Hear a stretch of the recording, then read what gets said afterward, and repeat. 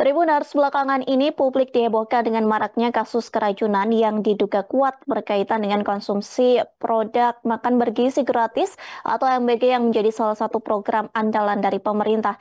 Di tengah polemik ini muncul pertanyaan besar, apakah program semacam ini sekedar kesalahan distribusi, sementara banyak kesan yang membuat kasus MBG ini seolah dipolitisasi. Prabowo sendiri Tribuners mengaku bahwa MBG masih banyak kekurangan, namun pemerintah tidak berupaya menghentikan program ini. Bagaimana cerminan MBG ini bagi citra pemerintah? Hari ini saya Mariana Anda akan membahasnya di program Tribun News on Focus bersama narasumber kita hari ini pengamat komunikasi politik ada Bang Emrus Sihombing. Kita sapa terlebih dahulu di sana. Bang Emrus, bagaimana kabarnya hari ini?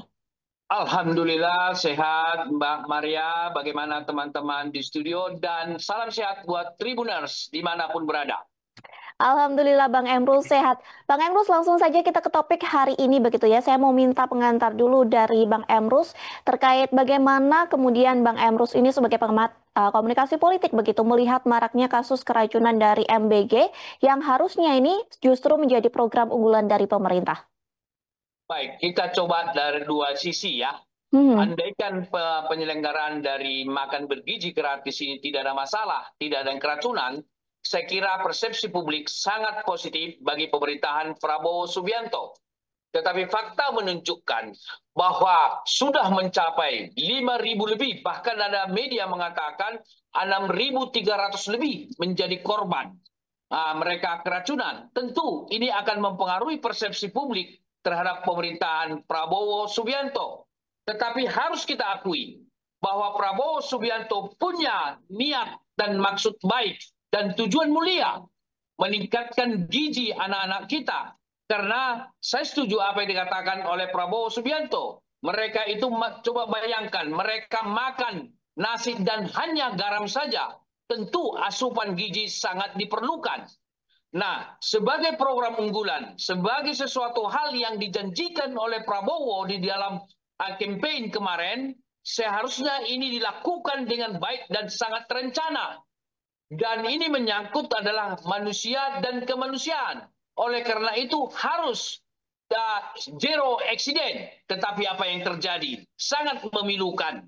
Bahkan ada pandangan yang mengatakan bahwa dari sekian juta penerima makanan bergizi gratis yang kena keracunan itu sekitar 5.000 lebih misalnya. Hanya sekian persen dan sangat kecil dari sudut persentase.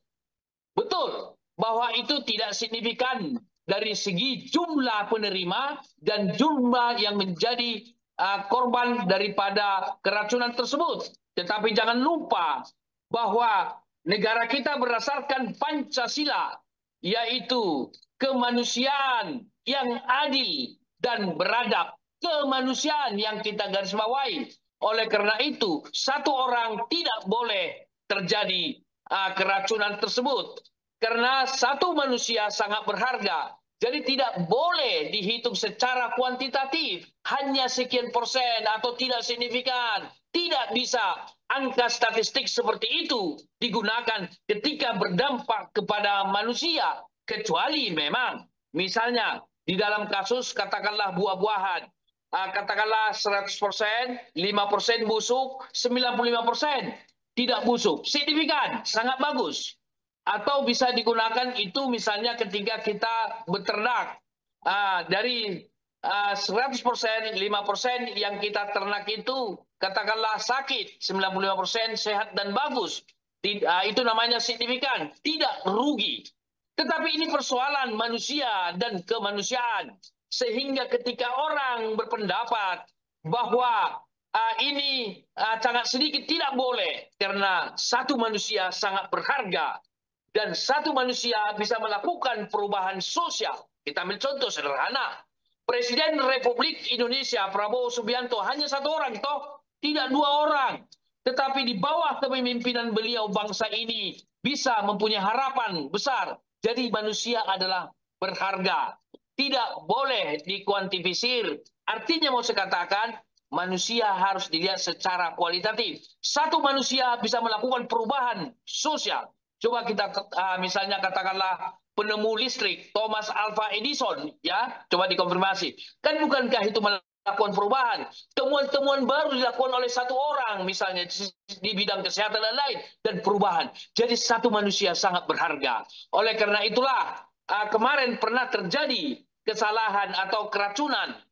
Jumlahnya memang tidak sebesar yang sekarang. Harusnya ini dilakukan oleh teman-teman Badan Gizi Nasional, melakukan suatu evaluasi, penilaian, dan dilakukan mampu telusur mengapa bisa terjadi seperti itu.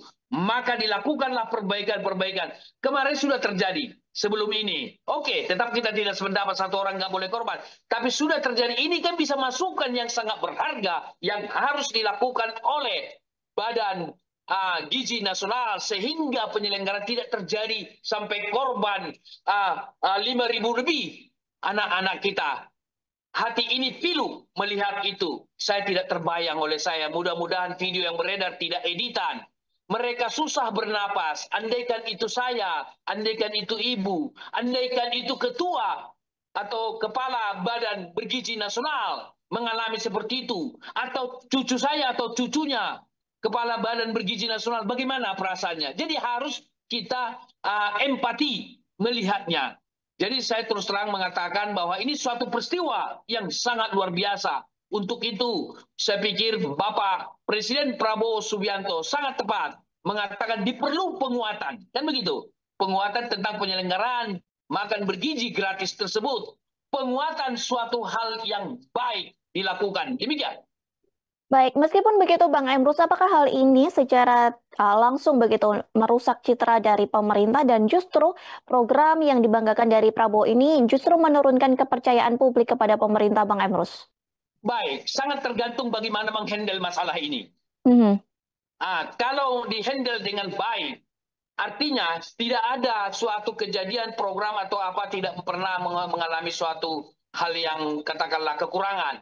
Tapi bisakah ini menjadi suatu evaluasi tidak boleh terjadi lagi ke depan? Kalau penghandelannya sangat bagus, saya kira masyarakat akan mempunyai persepsi recovery daripada persepsi publik kepada pemerintahan Prabowo Subianto sebagai program unggulan. Oh, ternyata ditangani dengan baik begitu. Tetapi kalau ini masih terjadi, saya pastikan bahwa masyarakat akan menimbulkan persepsi kurang baik kepada pemerintahan Prabowo, terutama kepada Badan Gizi Nasional. Untuk itu saya pikir Kepala Badan Gizi Nasional perlulah melakukan introspeksi di dalam penyelenggaraan. Saya pastikan dengan terjadinya 5.000 lebih, saya melihat bahwa kepemimpinan daripada Kepala Badan Gizi Nasional itu lemah di bidang pengawasan.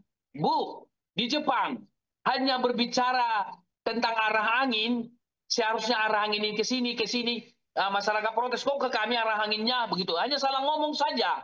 Maka dia mengundurkan diri ketika publik memberikan kritik. Kita harus punya tanggung jawab moral. Kita harus berani bertanggung jawab atas perbuatan dan lain-lain sebagainya. Tidak ada salahnya Kepala Badan Gizi Nasional mengintrospeksi dirinya. Ya, kalau memang sudah tidak mampu, ya mundur saja. Tidak apa-apa. Mundur, saya kira suatu hal yang perlu kita budaya karena ini menyangkut nasib manusia. Baik, tapi kalau Bang Emrus sendiri nih melihat respons dari pemerintah terkait keracunan MBG ini bagaimana? Karena beberapa pihak menilai gitu ataupun menganggap pemerintah ini seolah santai begitu menghadapi insiden keracunan massal dari program makan bergizi gratis. Bahkan Presiden sendiri mengatakan tingkat kesalahan MBG ini tercatat hanya 0,00017% dari seluruh distribusi. Bagaimana Bang Emrus melihat hal ini? Saya kira Bapak Presiden akan menangani dengan baik. Saya ikuti di media. Beliau begitu tiba dari luar negeri memanggil semua menterinya kan, rapat di rumahnya, membicarakan salah satu yang dibicarakan tentang hal itu. Saya kira ini menjadi perhatian serius bagi Bapak Presiden. Karena bagi Bapak Presiden Prabowo, satu orang rakyat itu sangat berharga. Karena dia pernah mengatakan begini, satu orang musuh terlalu banyak, gitu ya. 1.000 teman terlalu sedikit. Artinya bahwa bagaimana Pak Prabowo punya penilaian terhadap pendekatan kemanusiaan kepada masyarakat, kepada manusia dalam hal ini maksud saya. Jadi oleh karena itu penanganan saya kira akan dilakukan secara serius karena ini program unggulan. Bahkan ada berbagai media, berbagai orang di publik mengatakan hentikan. Saya Ibu termasuk di posisi yang mengatakan tidak harus dihentikan. Tetapi diperbaiki. Karena peningkatan gizi ini sesuatu yang sangat mulia.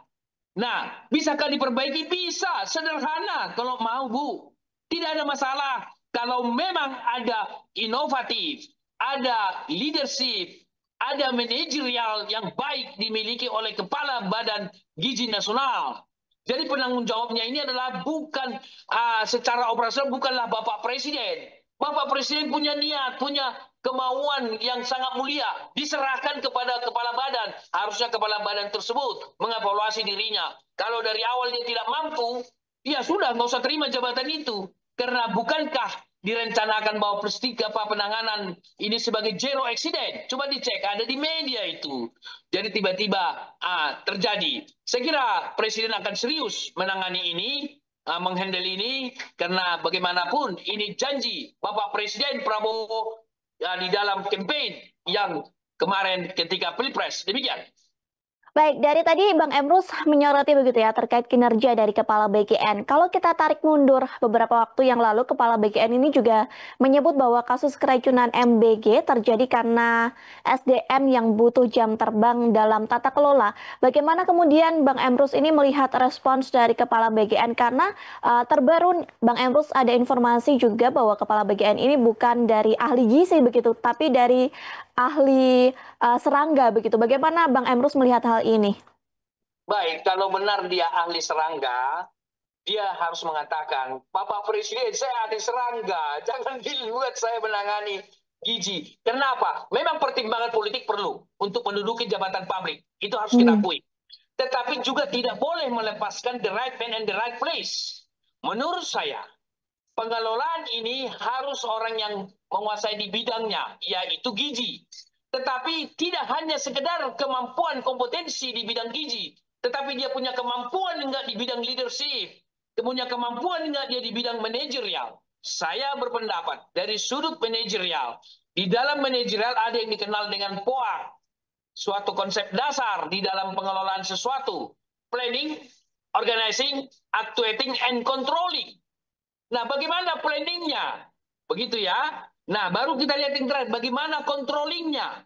Saya terus terang meragukan kemampuan Kepala Badan Gizi Nasional dari sudut controlling. Karena sudah pernah terjadi beberapa waktu yang lalu, beberapa orang.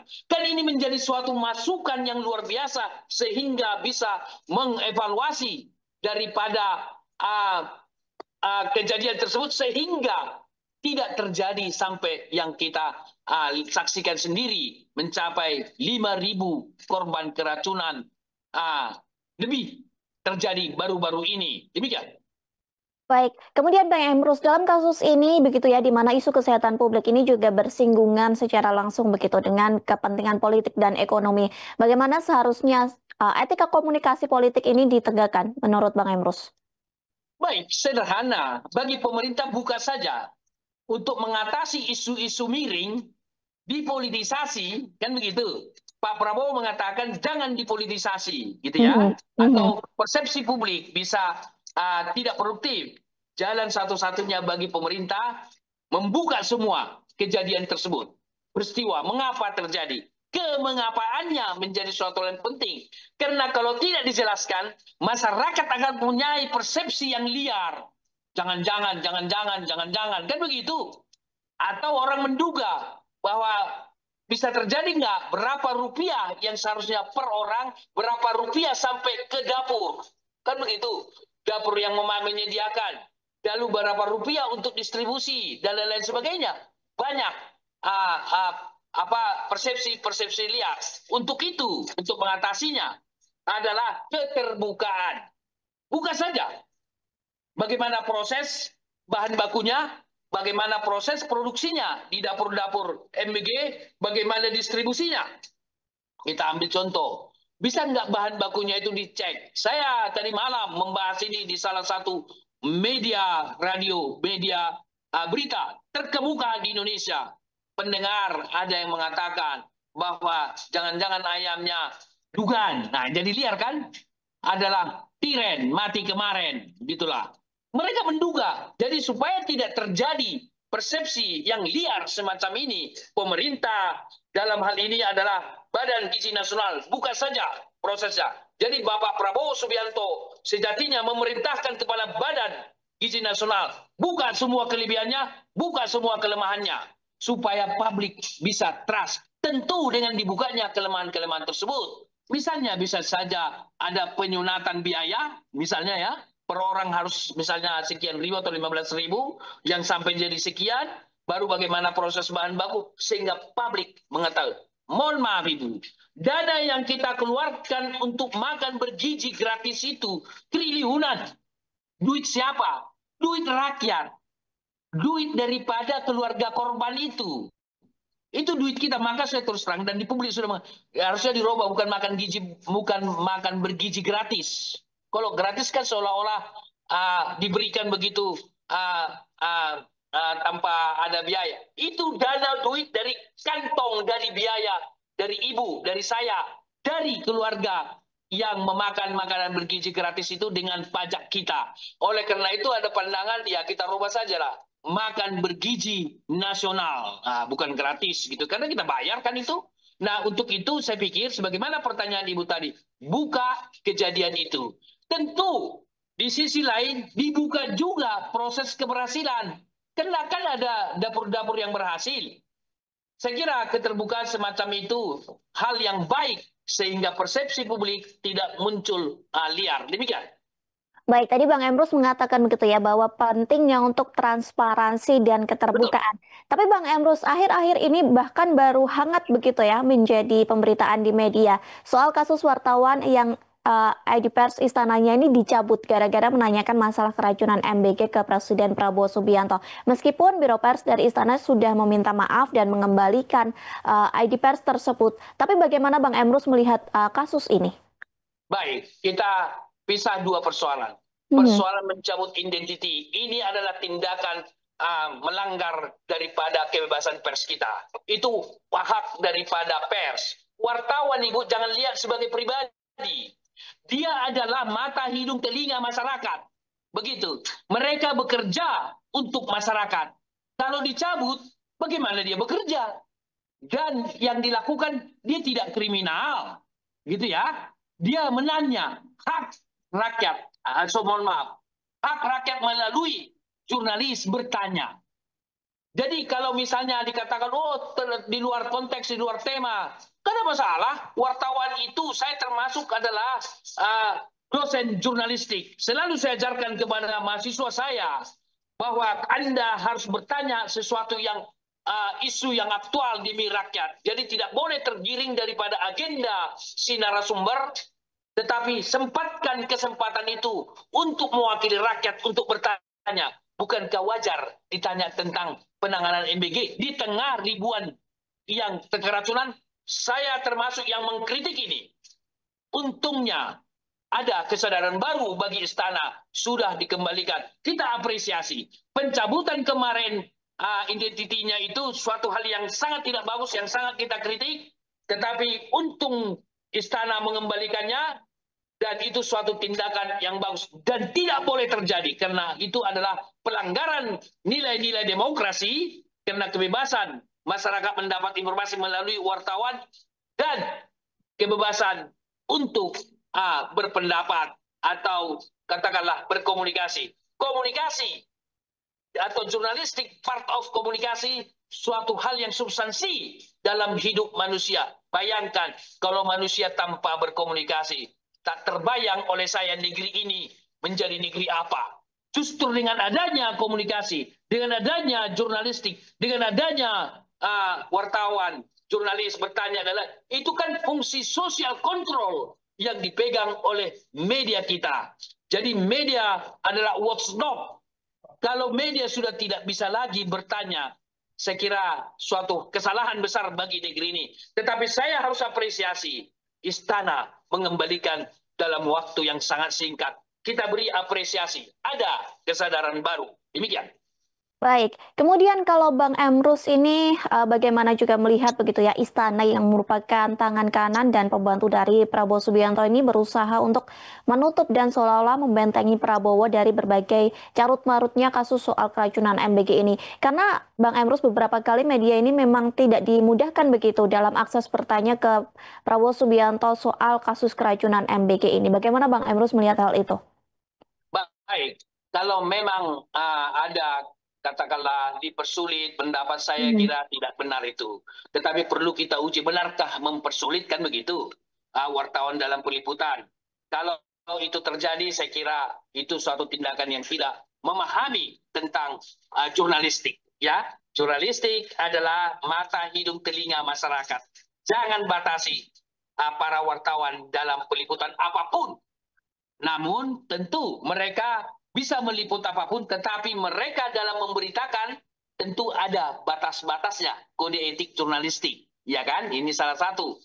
Oleh karena itu maka wartawan selalu melakukan check and recheck, double check, triple check, dan lain-lain untuk akurasi data. Jadi artinya bahwa pemerintah harus bekerja sama antara pejabat dengan para jurnalis karena mereka saling membutuhkan kok. Pemerintah demi rakyat, jurnalis demi rakyat. Mereka seharusnya bergandeng tangan saling membutuhkan. Demikian. Baik, kemudian Bang Emrus sebagai kepala negara sejauh mana begitu seharusnya Presiden Prabowo ini terlibat dalam narasi publik mengenai krisis seperti ini yang memang sedang menjadi sorotan publik, bahkan berbagai media asing begitu juga menyoroti terkait kasus keracunan MBG ini. Baik, saya pikir di zaman post-truth ini, Bu, di zaman keterbukaan, di zaman global, satu kejadian di satu titik di seluruh dunia bisa menjadi wacana dunia. Jadi ini tidak bisa tidak diliput oleh media internasional global. Bagaimanapun secara kebangsaan ini mencoret wajah kita semua. Tidak hanya wajah pemerintah, termasuk wajah kita. Tetapi kita bersyukur bahwa Presiden Prabowo Subianto menegaskan akan ada penguatan. Berarti ada evaluasi yang dilakukan ke depan. Dan publik juga memberikan tanggapan yang sangat kritikal. Tidak serta-merta membeo begitu saja. Bahkan dialektika terjadi. Nah, inilah suatu dialektika wacana yang menurut saya sangat positif dan pemerintah akan menangani ini dengan baik. Sehingga bahwa penanganan makanan bergizi gratis nanti akan bisa lebih baik dengan zero accident. Kenapa saya tekankan sebagai zero accident? Karena makanan asupan itu masuk ke tubuh kita dan diproses melalui pencernaan kita. Tidak boleh kita keluarkan kalau sudah kita telan. Sedemikian rupa. Jadi oleh karena itu tidak ada alasan bagi kita. Ini harus dikelola berdasarkan pendekatan kemanusiaan dan pendekatan secara personal. Dan kalau kita lihat, bisakah dilakukan kontrol, pengawasan, penilaian? Misalnya kita ambil contoh, apakah makanan bahan baku itu sudah memenuhi standar kesehatan? Apakah pengemasan sudah melalui proses yang baik? Apakah dari waktu diproduksi hingga disampaikan distribusi? Bagaimana di kendaraan? Bagaimana pembungkusannya? Jangan-jangan makanan itu masih panas, sudah dibungkus sedemikian rupa untuk mengejar waktu. Bu, saya pada kesempatan ini izinkan saya memberikan tawaran penyelesaian masalah ini, Ibu. Saya menawarkan, saya mengusulkan kepada Bapak Presiden Prabowo, serahkan itu ke kantin-kantin sekolah, mengelola. Udah berpengalaman mereka menyajikan makanan di sekolah sesuai dengan katakanlah konsumennya di sekolah tersebut. Penanggung jawabnya tunjuk saja kepala sekolah atau wakil kepala sekolah dan dikerjakan bersama dengan persatuan guru, murid, dan orang tua melakukan sebagai semacam katakanlah pengawas, gitu ya. Persatuan guru, murid, dan orang tua melakukan pengawasan. Pengelolanya kantin-kantin sekolah. Sehingga dana itu disuplai langsung tunai kepada kepala sekolah, kepada sekolah, dan dikelola di kantin-kantin tersebut. Dan di seluruh Indonesia bisa dilakukan itu. ataupun memang bisa diserahkan itu kepada yang terbiasa menyajikan catering dengan higienis yang boleh dikatakan tidak pernah keracunan. Saya kira perusahaan-perusahaan catering kita sangat banyak itu yang sudah berpengalaman. Misalnya catering yang mensuplai ke pesawat terbang.